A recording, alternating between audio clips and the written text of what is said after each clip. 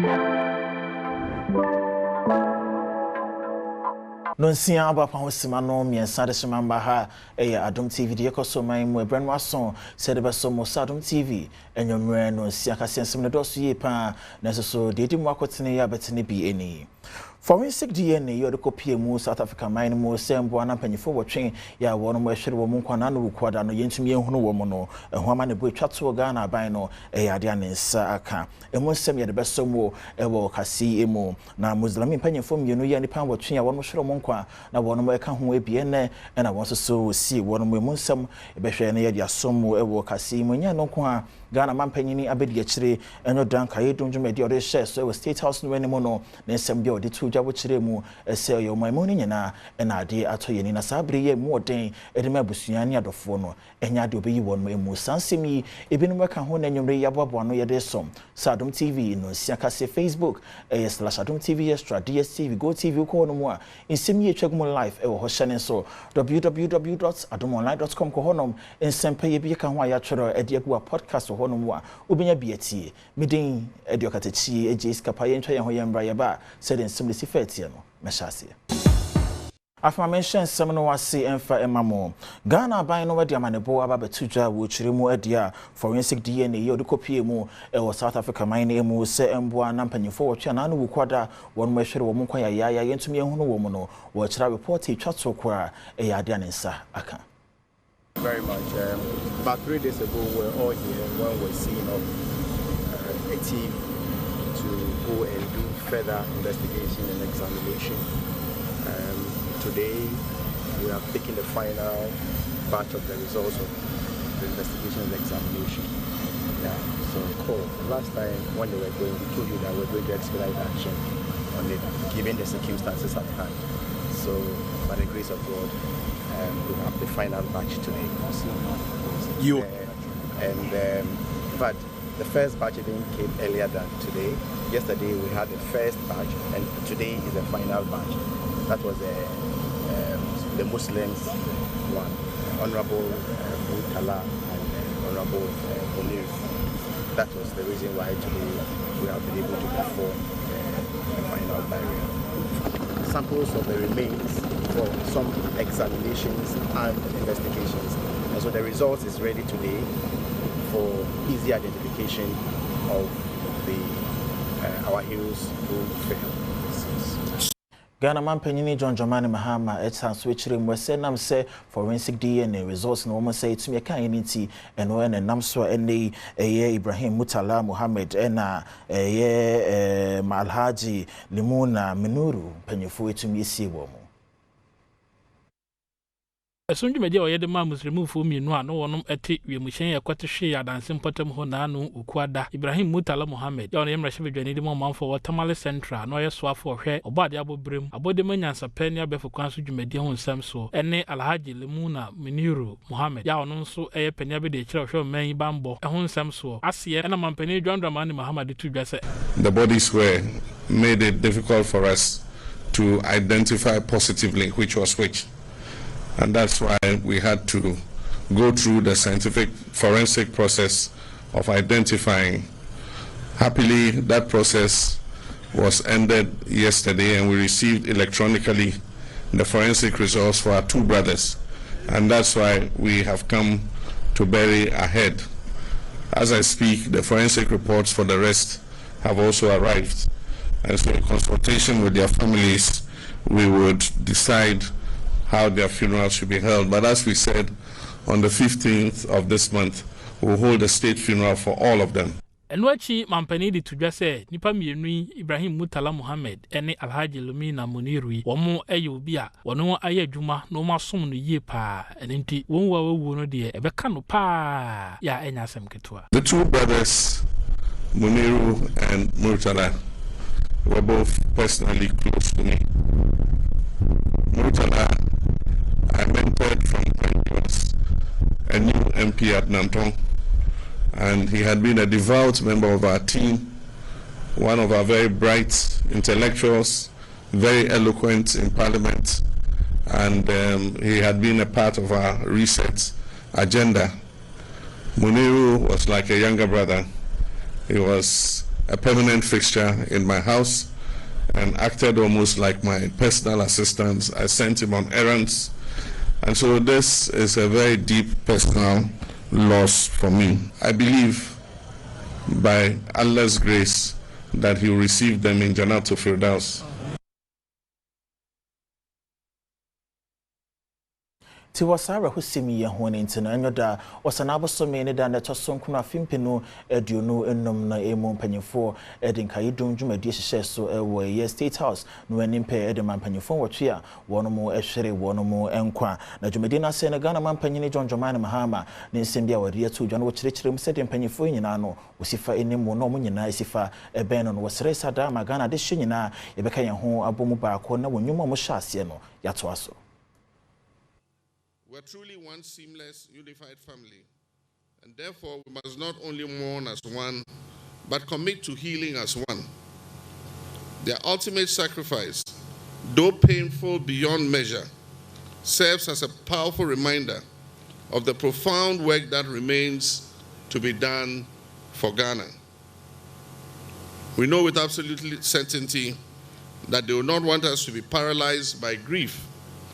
Indeed, they'll be the first to urge us to pick up the mantle, to channel our sorrow into renewed determination to get the work done. This is precisely the spirit behind Resetting Ghana agenda. A comprehensive call to reevaluate, to rebuild, and to reignite our collective ambition for a stronger, more prosperous nation. It demands courage, innovation, and an unwavering belief in our shared destiny. Let us therefore transform this profound sorrow into a catalyst for action. Let us honor their memories not just with tears, but with renewed dedication to the very ideals that they lived and died for. Let us recommit ourselves to working tirelessly, transcending our differences, and focusing our energies on the monumental task of nation building. Insenawansa na enyoda Ghana mampanyi John Dramani Mahama wodi nkanya kasa no ne kasa mafo Felix Kwachiofo so edi nkanya kasa na wokyire mu sempanyifo ya wo mahwero mo nkwan eni kwanso wo makokoduro ye ma ye wure efi na nyuma panso so wo mo dan di wo man mo no so no hene yambu ye niango media o mamini nyina de hyehyɛ so kenkan nsɛmpa ɛfa wɔn mu a na no wuku adato renkyɛm ewiemhyɛn ɛde wɔn kɔhwe ase wɔ man yi mu a ɛde brichie ɛbɔɔyɛ na ɔman dwene ho baabi a wɔnte aseɛ no aseɛ ɛna soafo a ɔno ɛna hwɛ aban kita hodie ho nsɛm so Felix Kwachiofo su ɛde ɛto dwa sɛ sɛdeɛ sɛ nipa yi hyia wɔn kwanhyia wuo abra no wɔsom ɔman no kyerɛ sɛ ɛsɛ ɔmanfo nyinaa esua bibi firi mu na etumi bɔ ɔman no kyerɛ ɔde to dwa sɛ ɔman nyinaa momɔden sɛ yewure emfiri sankofo yi wɔ akokoduro ɛne nnwuma pa a wɔyɛɛyɛ na afei wɔbɛsa gyina wɔn abusuafo akyi efiri saa bere ekosi daadaa nyinaa. Let their legacy inspire us to uphold the ideals of service, integrity, and patriotism that they exemplified. Let it galvanize us to work harder, to strive for a Ghana truly worthy of their sacrifice, a nation of greater safety, enduring peace, and unwavering unity. And critically, let it compel us to extend unwavering support to their families who bear the deepest pain of this loss. We stand with you now and always. And as the stars shine above us tonight,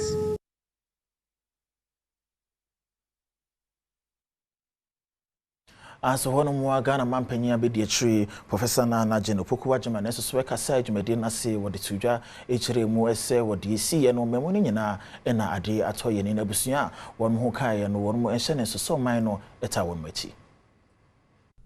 Ɔman dwumadie a wɔde yɛ nkaesom ɛma nipa nwɔtwe a wɔnom ɛto anananom wɔnsie do wɔnaano wiemhyɛn kwanhyia a ɛkɔɔ so ɛwɔ adanse akurofo mu aseɛ ɛna mampani abɛdi akyire Professor Nana Jeno Pokuajima ɛde to dwa sɛ wɔnom a wɔade hye ɛho aka ɛyere mma awofoɔ ɛne adɔfoɔ nyinaa mfa nhyɛ wadwene mu sɛ ɔman yi ɛta wɔn akyi firi saa bere ekosi daadaa nyinaa na wɔbɛboa wɔn na watan wɔ akyi wɔ bere a wɔdi awerɛhoɔ na wɔte ne su no emu ɔsa de to dwa sɛ they have served their nation and humanity well.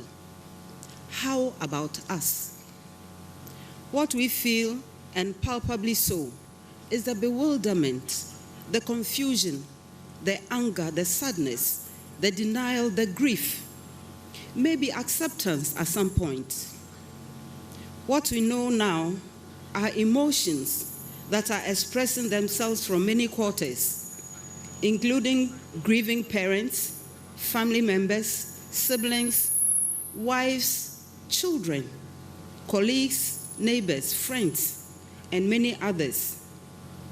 And many more others who never knew them, but who hurt anyway. We have a nation in mourning. What we anticipate is a demand for answers. Abiding questions may include, why is this happening? Why did this happen? Why now? Why them? What should we do? What should we know? What are the lessons? How should we learn the lessons? How should we apply them? This is definitely not a time for distasteful gloating over the misfortune, for postulation. This is not a time for apportioning blame. It is a time for sober reflection, of paying attention to detail and to facts. Atorencha semna emono kasamafo ema National Chief Imam Sheikh Arimeya was ready to ja was sebusia one who kan umadeshie wo mo hwere won mo e wona no bukwa da wiom hye kohwe ase nam so eje wo mo kwa edifiri wo mo nsem ni kwan se ema yenwure efi wo mo kore nkankan paibo mo se Ghana de hye nyina enka ye busuin paibo mo na ebade nsekere mo wure Oye amamre ni amane ni awufusum ema muzurumufo mienu a na wonum ka nipa nwotwe a wonum ekonya awi muhyen kwanhia e wa danse empatamu na no wukwada no eho e wo man nyina tana ekese State House e de aban mu mpanimfo ene wonum a wedi ntini e wo ankrabosum mu wo man mu te so man mu nyina kramufo pani National Chief Imam Sheikh Dr. Osman Nuhu Sharubutu ebepie mu e wo honum. But under the circumstance, what they need to be reciting is the Quran. What Allah says that when something happens to you and you are patient, you say Inna Lillahi wa Inna Ilaihi Raji'un. Says that God is going to test you because it's made so clear in Quran chapter 2. It's made so clear that God will subject you to test by taking away your wealth, causing you some fear, your farm produce, and even if taking away some lives from among yourselves. But it says, give good tidings to those who are patient, that when any calamity befalls them, they say, Inna Lillahi wa Inna Ilaihi Raji'un. To Allah we belong, and unto Him is our return. We na kanimra shebe dwani de mo manfo mo ewosan na egu ya ono enene okasa edema Hajj board no ebf seni enso de tudwa. For us Muslims, it tells us clearly in the Quran that kullu nafsin za'iqatul maut. Every soul shall taste of death. And so we have already been told in the Quran enough that every one of us at a certain given time in our life will go through that. And as Muslims, when it happens, what we are admonished to say is that we should accept that from God do we all come, and unto Allah shall we return. Kalu inna lillahi wa inna ilaihi rajiun. From Allah do we come, and unto Him shall we return. So that is what we can say. But the tributes are there for everybody. Inti won sem kroye mu na dum kase ye di mfidi eti semont ne ene Ghana de hye mo bi ye di nkomo bi se won sem panyefo wotwe a won mo hwere won mo enkwane dei ene ode kai wo mo. Ghana phobia obadwumedie no ase ene Adom kase ye twetwe nkomo ya wo kire se anwankofa ya na da one saa nipa wo to anananom wonse adu entam ene enwumapa obeye yenti ene wonum tu anamon eba State House wa obeta won achi edi se adwumedie a na wode kai won no na many honorable mutala ye share office in parliament in the 8th parliament until I say mentor to me and me change but I was like a big brother to me in politics. And see, we are all grieving one way or the other. Omani Buama was our election director who made us, with his surgical precision, he helped us to win the 2024 elections because of his pre-planning and his methodical ways and means that Odiani Nan and on finding Yama in Diagro. Omani Buama, my classmate, or your Madame Fonsusu, me a helicopter pilot. And you know, I fly helicopters. I was in the Air Force. I'm no longer in the Air Force. I spoke to the captain on Monday before the incident happened on Wednesday. So the blow is double. A very good friend, a classmate, and then a squadron that I was flying with, helicopters that I've flown before. So it's a double blow. My heart feels heavy because I'm a Nigerian and Ghana is more like a home to me. So I'm here to celebrate with the people because they are mourning and I'm mourning too, you know. So Ghana, one love, one peace. Atoyeman Temu Security Council, one more chairman, and Atoyeman Temu Swafo, ye Joseph Nelson, Idiomani, one Diomani, Chiremu, was Sergeant Ernest Adomens, and if you know Kenny, one more command Yako. Western Regional Security Councilor, Chairman, and after Western Regional Minister Joseph Nelson, Edianimu, and Strashiko Pimu, was Sergeant Ernest Adomensa, Utinanomo and Sidui, a Yerifia, we know, Nina, a so the Alconsum, Eddie Quacomano, and Nam, Uina, a two, my Ghana, Nanikuno, a Kahu, a wo, Sikamaya no, a word and silk from a santimantam no, emo, a brawadona provoco Pimu, few who be ya, Mantemu, Swafo, Joseph Nelson, a Casanodin Semsi, Etuja. This morning we set out to come and commiserate with her, share a few words with her to comfort her and to encourage her that we are in this together. We are grieving. It's difficult for everyone. And to think that these are people with children, wives, mothers. You can't even imagine, you know, how they're able to go through this. And so it's a responsibility of all of us to stand together with them.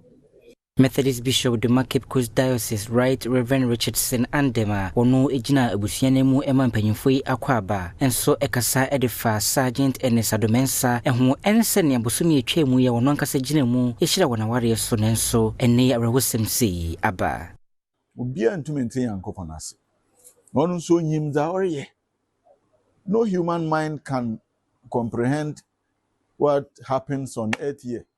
but God understands it and understands it better. And see, yen shezen. Oba kuneni nuaba Susanna Amwa, and so Ejina Busianemu Echre and so say empenyufui abuanai, ade wono so ya konsem abrewonomo. Okay, I want to use the opportunity to thank you all,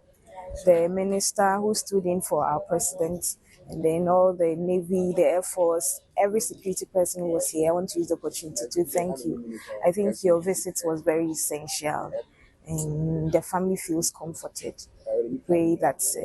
the Lord will take you back safely to wherever you came from. And then we are hopeful that the bond will continue to exist between the family and then everyone who was here present. We are grateful once again. Asante Regional Coordinating Council, Omo Ediamanebo, Ababetu Johnson, and Wukwada August Bosumi Dan Tosunsia, a film pinwo Dunum Abra say you must send Koshia Seno, a idea may be a one who be Sabre Masha, one way who knows to be obey to me aboa, a Masane Manometumi Honubiana, idea Sike Moju, or the Bemasa with the Pacro. Enkrata be free Ashanti Regional Coordinating Council ho eba echra e wonhwehwe mu kakra waye ehunu se ebra military Z9 helicopter ikonya nkwanhia ukuada ewo sikamaye no ewo adanse performance no no helicopter yi ho eniema hodo bi eyade so manfo udikan kopie mu bia ho esese bi de wonsan so ekika bi na we na Ashanti Regional Coordinating Council esro manfo a oromkopie oseke okwakoboa nanso wasesa helicopter yi ho niema hodo nyina bi se adabruma wono emfasa menyina embra emfa honik niketekete a eye isanse eno betumi aboa amahwehwemu a wono moye no akonkan we no wochira obibiara anima bi wo ho no obetumi de akọ unit committee assembly member municipal na district chief executive sa wono mo ewo empotemu ho no mo sane be a won so de bebre mpanyufo aboa ma wohwehwemu a woye no akonkan we na Ashanti Regional Coordinating Council echira onipa bibiara anima bi wo ho a wode beba no wono mankasa edisika ebeba wabaso na we ena wo ma efri na akọ kosi ejoda osana bosome ne to so duba ko se obiara ne mai bi wo ho no adaworoma fa koma mpanyimfo a obobo wondin ye sanso so ena nkrata yi kira sana wonom de adesre etudwase wone mai bi wo hu bia fa bra no se wanye ne sana wonankasa ensa eso mu a obema mra no ene wo edi esanse woni hu kwan bia se sa helicopter hu enyeme bia eba ebeka won chen sa enkrata free Ashanti Regional Coordinating Council eba yi Dr. Frank Amakohene oya santemantam so afonsa ene hyase Gamanche ni takite ku churo tosuwe mienu anyoda esoso ekopie mu ewo Jubilee House ya de se ono so de flowers gugu wono mu de mampanyefo otwe a wono mu ehwere wono mu enkwana ne nsem yodi tu dwa wo sere Ghana de hye nyina sa adama impanyefo ya na abusuan yo mahwero ma de hye eni kwanse eja wono mu emu kura yenkoso a na yenta wono mu echi Abra Gamanche ni takite ko churu a otoso mienu ede nhwire ekogu asoafo mienu ene impenifo ensia womoto anananom wonsie do no ode to Ghana fo enim se obia enwe se womo beka ono ho abom na obia ama busuan yakọ na womo aboa mayi a womo beye no bibia adana kwam wochira samre enyemre a edimpapa mu eba esese omanfo eta omampani echi ene busuan sese womo adehye aka baby no wosanso esrempaibo edema adehye ebusuan enina. On behalf of myself, the Ghana State, the Gadangbe State, we commensurate with all Ghanaians. We send our special condolences to His Excellency, the President of the Republic, President John Dramani Mahama, his cabinet, the army and forces, ministers, and to the bereaved family, who we dearly know how much of our support and solidarity they would need for this moment. Our spirit as a nation will never be broken. Yeah. Our spirit will never be broken. We shall live. God bless our homeland Ghana. Yeah. Ayenkwasante mantamna emu na hemfa wonu ewa danse enso ensemo mode atujode to wonu de magana aban no mse wose Ghana aban ne bomodin a na busuan ye omohwere wo made hye na bre bia de ombehia bia no aban no etumi ede ema wonu mo na sa wonse mode tujwa bra danse traditional council no ede nsra kopie mu ewo samolabo age na busua fie ye no ewo boite wo Boase East Municipality asante mantemu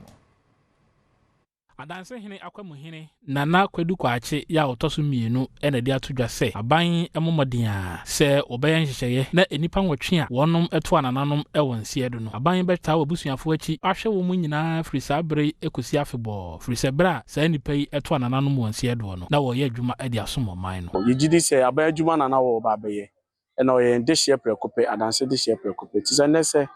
wo firi mu a yentimi ntena fom na ne anya amane ne ntena wo se ebafie ayeba ne bechichi abusuan we ebechichi kunani ne nkwala we ebechichi abusuan no pa ni na so we ne be ma oman ni na so yakọ ye be se kanyina ne se edikan ye ma kunani abusuan ma me ne papa ye mo mu nyina yakọ ye ma Ghana aban so no yakọ NDC aban so ma ne yakọ adanseman ye ma yina ye ho yakọ nana amponsa cheremantin na ebreto abusuan pani awadanse kwapia ena ode tudwa ese eni asopi yeseni eni naso se nana danse hene baba betai ekidi sa na asema atoye na nana dompase ne nana danse hene omo edi ya konsum eni awehichi nsem abre eni asopi ntue bi a o bi anre de ato on me se eba nche yenkonya wo aban ama yehunu de eko se bia yenyisi dia ja akobi die so nu ma de kenti ya no tie onuna no ye tie firi nkran Samuel Abwaje yo panyini bi afimpi no wadu no wenan ogina ndi samanyuko na nemo epre ye ma hwebe dwom dibere edema o mafo a wono mo ebo oboase is na nam sempanyifo wotwe a wono mo hwere wo nkwa na woka ho ebi nti no ndi samanyuko ne panyifo kudam ya na wo national chairman Johnson na siedun kete di omanim edi omani echire mu ewo oboase no wasante mantam ne mu ye busua wono mo ewo hono mo no o ma wono mo nyina hyeden Dwemtrani de ma Andy Samanyokuo no Johnson na Siedun Ketia Eddie Andy Samanyokuo no mpanifo bia wasantemantam anim akopie mu oboase buete owura Samuel Abwaje abusuafie ya ode awrekekere nsam akoma won eno de atodwa se bibia ni ho adasani bia betimi aye no asande Samuel Abwaje abane enkwamu biem den so no ye ncheche ye wire se ye nyina ye wo ha obia beko eda ye beko ne enim ofa munya ni wuo ne se osom ne man enti obi bia wo som mo man na wo befa so anya wuo no eche se adwuma anyame de wo ba se brabe ya no no brabe som onua enti ye ejidi se ye nua Abwaje no nyame ede no beko heaven Nana Kwame Amponsa Chairmantin Breto abusua pani wadanse kwapia eno de tudwa se na mbom a ya mpanimfo no ya wo kra ya bujanfo bia o mo opno de se esi ensi o mo me na me ka state belly ya bia na abro bi wa na onimo mare kro wo mo hie no amaye na mo mo be kwan na ya be ye o mo yi a dem ni gina bushana na ya preso ma bai ebe ba kra no di eyi be ba kra no ebi kra ebe yi ya maka akwa oni moto aboboy disi oba ma asumdwa abasa ya preso amenyina sansimi so yentwa ye ho yenje abafo nkrato ye ba nsem ne bia ka ekira de besomo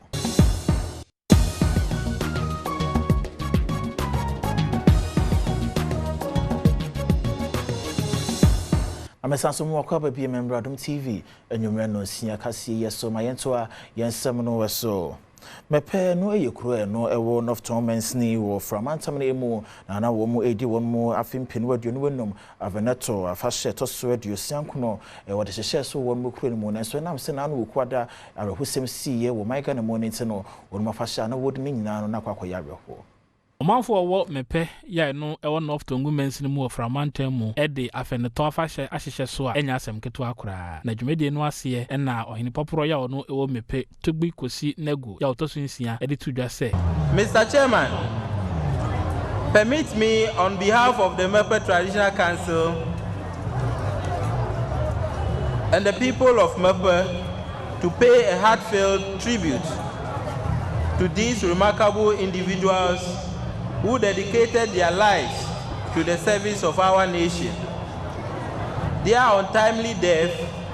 has left a void that will be felt across Ghana, and their legacies will forever remain in our hearts. Owie enso na wono manya dibre ewo framantam mu ewo mampani John Dramani Mahama na memu mu no so ode abasobonsem ema won ekire se wonya dwuma na framantam nso so enim emrenyam. To our indefatigable regional minister, Honorable James Gunu, Mepe says congratulations and a special welcome to the 69th Apanoto Festival for the first time in your capacity as a voter regional minister. Honorable, you are warmly welcome. Opanyi bi akane na wo ye osere ni osusu se anya kura no benya finhia no waduonum ena okokopie ne so se ba ye nyame ye de wonu akasa ne fi ye no ewo fi dan we no eye bro no bi e wo nyenya no kakraba wo gumo ismens ni finfi mantam ne mo military officer bia wakona ho megie mu esusu wodi mfinhia no aduonum eni omanfo bia kwaku no se wewu atone fie e wo fifi dan wano eye bro no bia wonyanya no kakraba e wo gumo eastmens ni won finfi mantam no emu posifo ekira wono enya call efri timemfo bi wo se wono ate pampan bi e wo opani efia wono mu madako depot yana ema enkan yi efri fie ho ba na nso wabre wono ebura edan mu no wono ko hu se opani ewuda wono ma emoa edi ne honam na we yi na enam so environmental officers a wono mo gumua east mainstream mu assembly de enuro ekofi hono mu a wono mo ekopompe gu ho nyina enam sene na enka no age empotemu hono mo ebra wono mo edi sa adwuma no na aposifo nso wono mo efi Central East Regional Police Command na afi asrafo bi so ebepie mu ho a wono befa opini emu edukoto police hospital amukrabia wono mo hyenhwehwemu ede afa nsem yi ho Be America krenu be shane so ankwanta ne mpotemu yade a asundwe de asundwe bi enhyeda emba hono menam so ama wosoafo ya ono ehwa de suansem so my Ghana emu Haruna Ijiso a se final students bi a wono mo ebo nkwanta senior high school be se oha en 400 wo mo nyina be bo de sede be obetumi ahwe mo so obo ho ban. In the OT region, we probably will have to provide some additional logistical support to get some students who ordinarily will be day students, but we are converting them momentarily into boarding students, about 400 of them, for the purpose of undertaking these exams, who are also victims of the conflict in that particular part of the country. So the Ministry of Education will support you with adequate logistics to be able to deal with that. Now, the assessment institution of the West Africa Examination Council, I'm aware that at least in the last few weeks and months,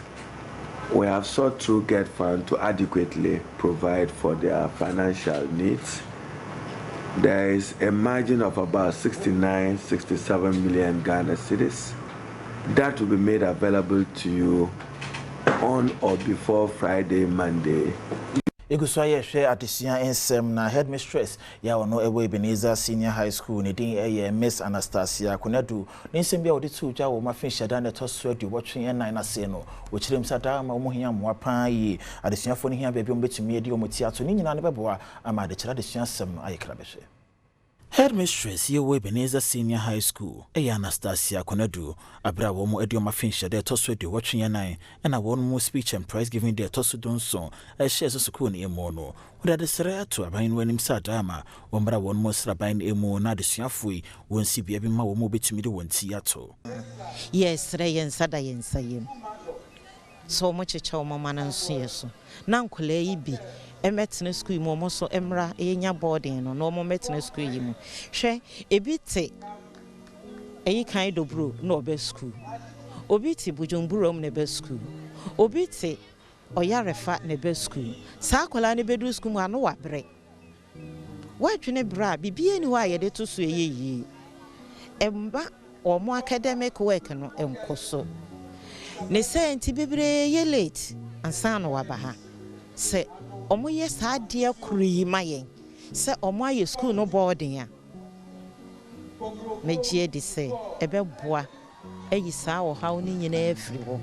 na no wesiye Reverend Kwaku Adwo no yemra shebedwani a wogina mu ema wona ewa Ablekoma West enso so kan semie de fasoko na ho mene director general din asati din komo sa yenye no boarding school na lis emwa adesua no ko dodoa na fi baby bebre ambeba na mabre homework. Honestly, what really touched me of all the programs, boy now, bright or at work, I think it's just a natural talent gift. Nekrakrano, Henry Nikwate Vanderpoy, ya ono ye chairman, and maybe Ebenezer Senior High School Old Students Association, and so the chat was say. In Cambodia, ni all students in them, and the individual year groups never, and as individual, and the obet my kakrebi, and the. And the message say, you can't boom as Old Student Association instead of petty projects on a compound, scattered projects on a compound. And what plan say, inducted the final year students on Metro into the Old Student Association. Ekobi ya from Jose Wasado Menasi East League executives one more ashe body den so made betumi bia na one more ahwe se betumi dem wa amanfo a one me Wasado Menasi ekurenya no ko a omusim punto ya de akuro bia hia ntom behwe do betumi aya Wasado Menasi kuro e be fa ntuma pay from punto mu Ekobia wafiri won se wasa dominance East Legon executives eni ahyebo se wonema wo nyina wode beboa aye empuntudwuma ahodo ewo wasa dominance se ne beya wonkru no so befa ne ntoma pa efra ewo enhyemudi bia wonom no hyehye so ena tetene ni dima ekoi kwabena ochre ekyese potayepoti si woni so ne se wobeboa ama adusua ho nsem apomodin ahonede ena fe manfo mu asetena mu nsem nyina etumi egina brane ensam wode tu dwane bi enie Womo ayaye nidi kan me hwe no ma womo abeche hospital skra na no yade a eno kwa ne ade aso mani kese pa na ye bompa ye se Korea womo ahya ase no enini ti se so womo ahya ase se ya yenu se security mi nyina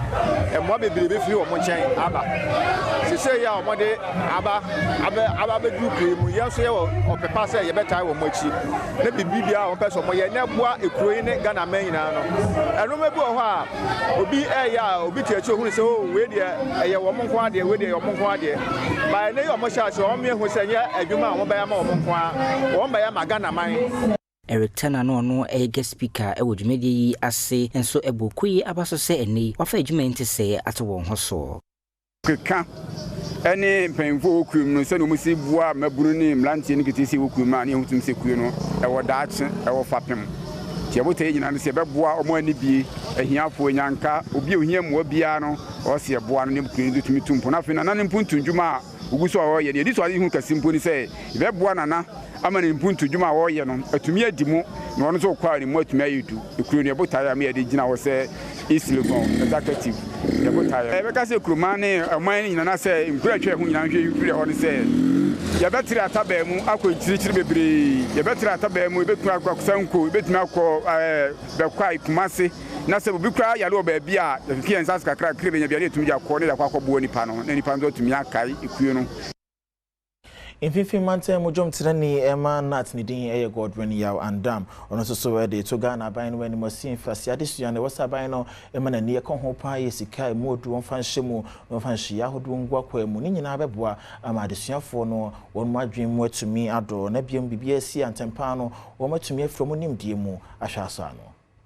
Central Regional Chairman Manat Gordon Adom ede atudwa se oman no ede nhihye egu akwama wo mu etimi identity amankwada pa na we eyade ebeboa market asehye ene proye akofom ewo mamu a wo kasa ewo graduation etosu mienu ewo Reggie Paul school ewo kaso a what in some say to aban nim critical thinking say area say ewo no eho ne yedu ni manome bi ho ma enye tete adesua ne yede solve innovation technology ntisi amankwala na anya critical thinkers a omo adesua no yenyamu mfaso. Today is the time I see a proper basic foundation. Emma, almost me be critical thinkers. Ama almost we are senior me akoso. Any crime befaso me yenyoma I be a boy hobra. Eban say na benya asundwe.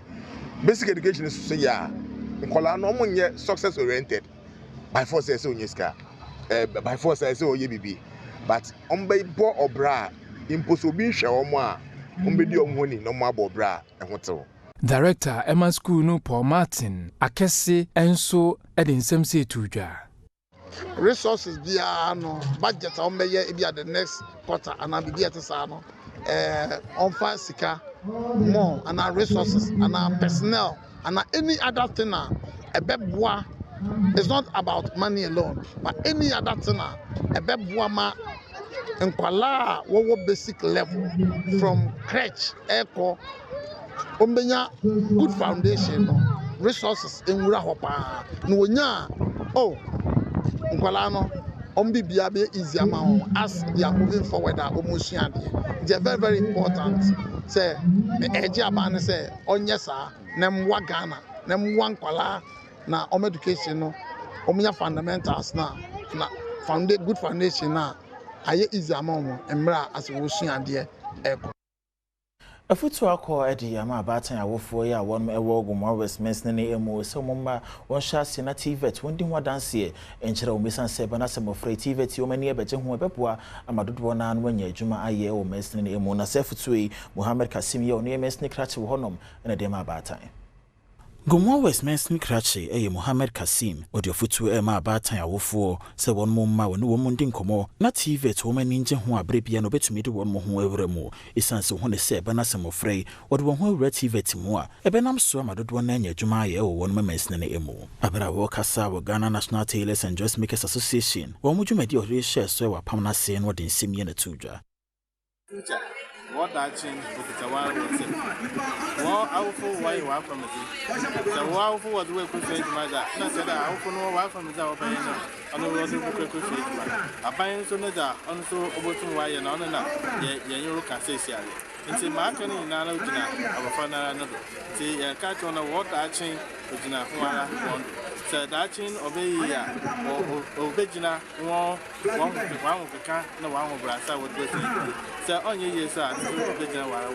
see a bus on that. Also, when I sit Madame, catch on behind with the 3 days when we shall apple die 3 years, 3 years in apple, also Abaya, Master, also one casa. Enwechi, Chairman Emma Gomwa East and West National Tailors and Dressmakers Association, Robert Afriku, and so the Basubon Semi Emma Ghana by. To abai, we are born home modern. It's a artisan programmer or diaba. Say, or pese or ma apprentice, Edema Masters, Nafi Uchaka, Nankolani to me, Asian Juma, a yadepa, yebo, abaina baso. They say in crime, say on trim, now obi opama there, enyasa opportunity nibi. Say, beya a better unemployment. Because adepam no we are, would them crowd to me pump. When you do a secret, which made the machines who a year Juma, or porch, which me year Juma, and Nunti in here, Bibi Kakra, and send away to me, Effie, where Juma say.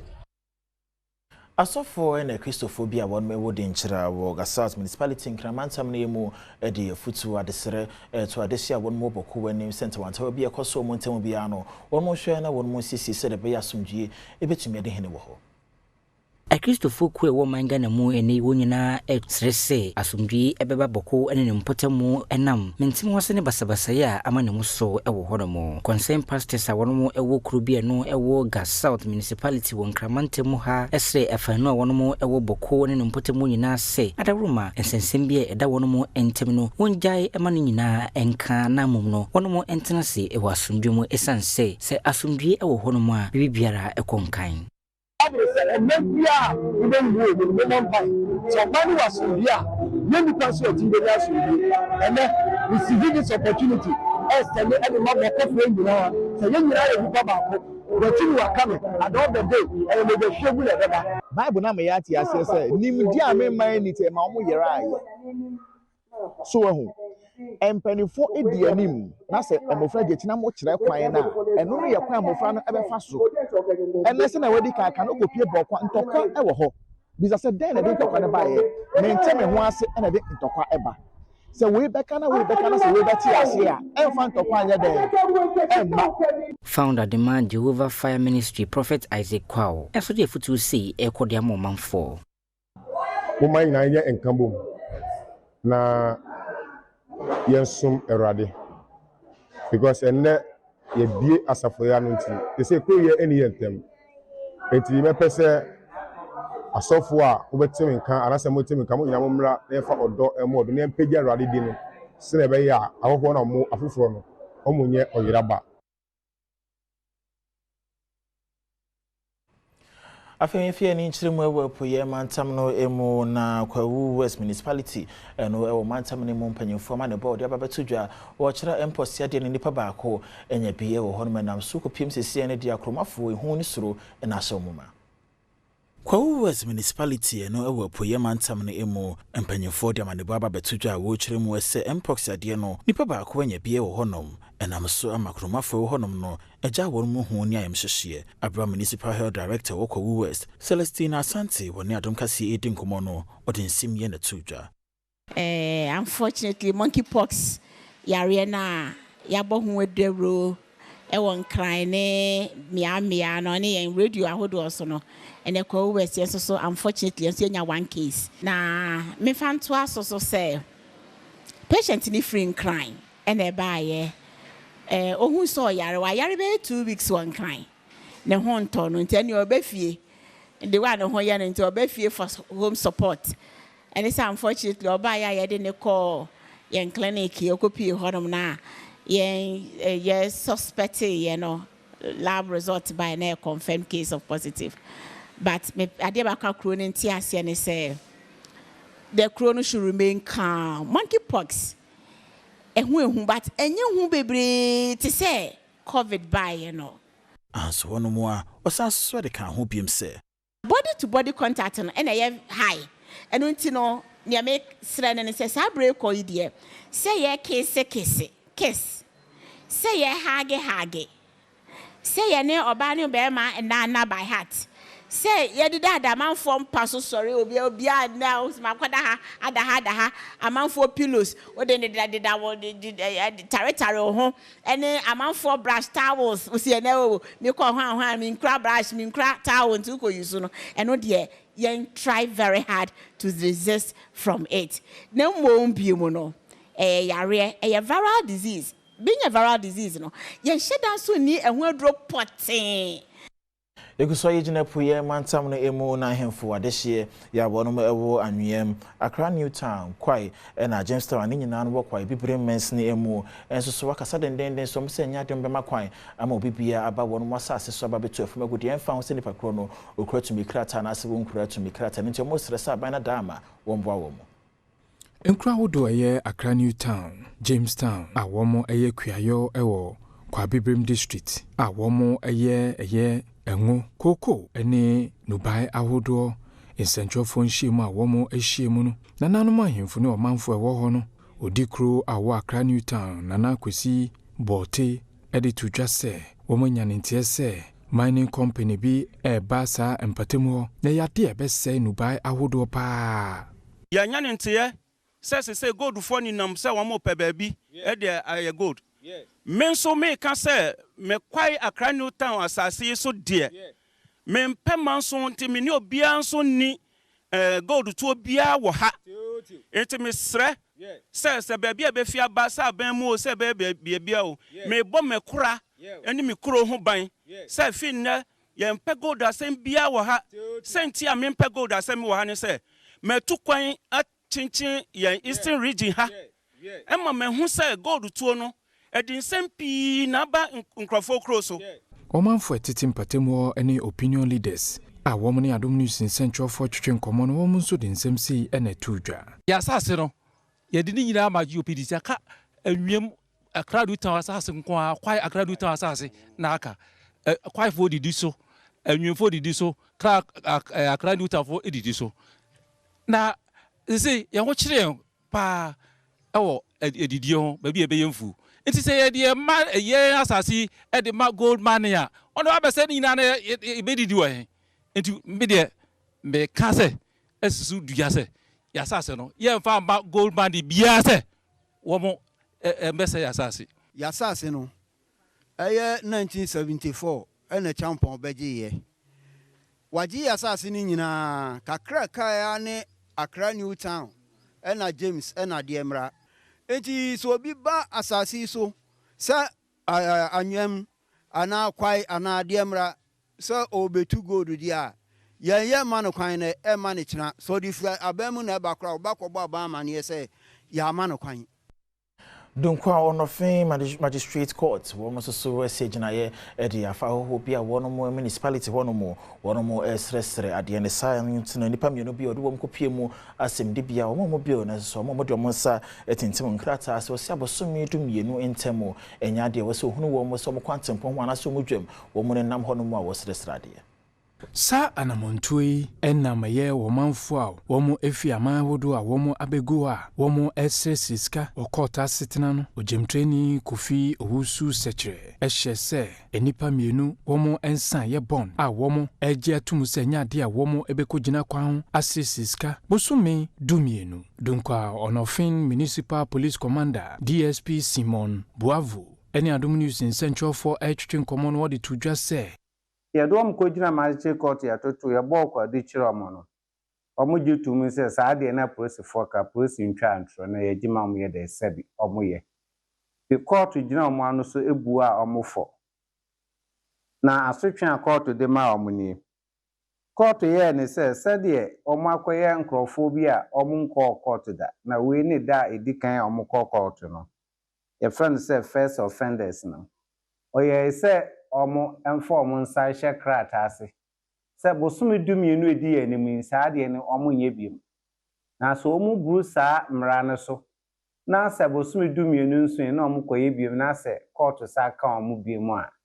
omo kwa kwete viase bosumi dumienu wasan de futuo ama womo a womo gusua ewo kwan ho a womo estre siska se womo enya esanse womo echioma emra no ene omo bedi etia Ghana mra ye Beggars and Destitute Act 1969 NRCD 392 section 2 subsection 1 ye didi omu bia abeye den ebeye agima na ye hwehwe mu kwa akire se ye won nkrofo bi na ekofa saa nkrofo no so ye den eba na so mo impre omo process scan na omo di abro omo na omo so ye den ama omo commission nti once eye boni so mbe ye saa no wa wodi omo bands no se ye so mu a ye wo mra ye de beden ebedi afutu ko edi amamabunu ya wono ewo bunu is mantam na emu kanka wona wono edi ukada edi juma wo honom sese bana som de obi ena makwantum adama wonya abotre selebe ya nyina na bebo makwanhie tesisi wonom ne nyina no eswate soko piemu ewo bunu is mantam na emu a ade ba ko manfon motade to kwan pa no motorbike CB nanso so ohwenhwemu ampanyifo aye de afa kwanhia ho ewo kintampo a kame ye sede motorbike C ena mpendo do na no won motanya sa kwanhie enam so nti masni krachi ye wo kintampo aize donko ade futu mamabunu no se bana se wo mode obi etu kwan na nipa no from motorbikes ne bia ya wonya abotre wonto wo mobo kwan no mo sede be ya akwanhia nkosi ma yenkotensem mo ne bia moto twie basabasa ewo ya kwan so abusua mesremo asremo ansa se yepe se MC eboaye yepe se ye ni MC kabom na empuntuo eba na norma papa eba afutu aye ka ne samre ye nyintum mo MC ogina hayi etomre bia ebi hu ni se oha adwene kakra oye tintirinti asem ye kan baako ye kan na wafa moto hu asem aye kan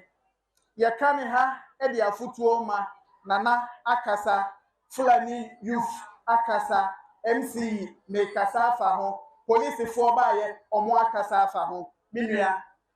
wantie na ye so mu wo police station ho no mo a sebe nana monimu a ofro soro hoba MC hono mu a kosoro bra fam mintu ho ana mo babia emra no da no ene wo se ye de to na no wesiye Musa Ali ya wono ye kasamafo Fulani chief enso de futu nsemiye ma mabuno a wonu ma wokintampo Fulani fo no aya bebre wo mu ya na ifejuma wosi bia mfe no djuma yie man kokofa djuma die akokosai wo bidie ana de to sumi no education kwaya obefa so a Fulani fo so mo fe na mo fa nkola na ye de anko suku ani makranta se do be a omusu nimdie no be ko anim Opanyino hwade suansema so ewo Sutufi North wa hafu mantam ne mu enso ni Adom kase de nkomo se ne mabi koso Kenya ase a ha adwen pa ne ni enje ho cross mofra won me wose wo mu kosko ne obi hu wo manwumere no me nam Kenya ase kwantempon ho wo se nkoye ntempa ne panyefo hwe na wonya ho bibi Sutufi North Education Directorate ewo ahafo ede abetudwa enkwada womo eco school asese womo enam ka kwan edu enumre bia Deputy Director no ene in charge Emma monitoring any supervision any Adom news in central for twetwe nkomo no wodi tudwa se sta school foi dodo na ene wo eye basic level sa wo hwe ye kuro yi mu a eduro anwumra enokasem ni ya na eha adwen pa na me ho se eye okada ene emofra omotonton enema ne ade no enokasem na eha adwen ya chance se educate awofo no no wa hu hia se won betumi amomoni akọ omoma no ho titru efa eduru anwumre won na ohwehwe television nom ne ade sa ne ma nyina no directorate no ahya se ye bo ho edero ede a kira head teacher Emma Gospel School Anthony Dua Yeboa enso ekasa fa ho pa. Emeka ne say yebesra aban no. Ohwe mpempia eba basic level additional private school no ebo no ho modern e de che aban schools no. But ebedru one ma say yemfa say books should be na aban de beba private schools no enya bi. Na nsan ya de e ho ne say form 3 for ni bereaved school their friend registration fee no aban school entua bi na omosum kani na e de go private schools no so enti yes la man say ote yanka omo modern say ewo mu say private schools no e yo bi business but ye nyina ya Ghana for Amenyina science mi so na don hwere kase a mede yesomye no mi fa ne nyina no wensi mo abofo dwumaifo nyame enhyira mo pa abusuan so mo hwere madehye mo nkose na mo hyeden midin edio katechi ejis kapame so so yi amebo atma ye krado de kuma premiers eto aso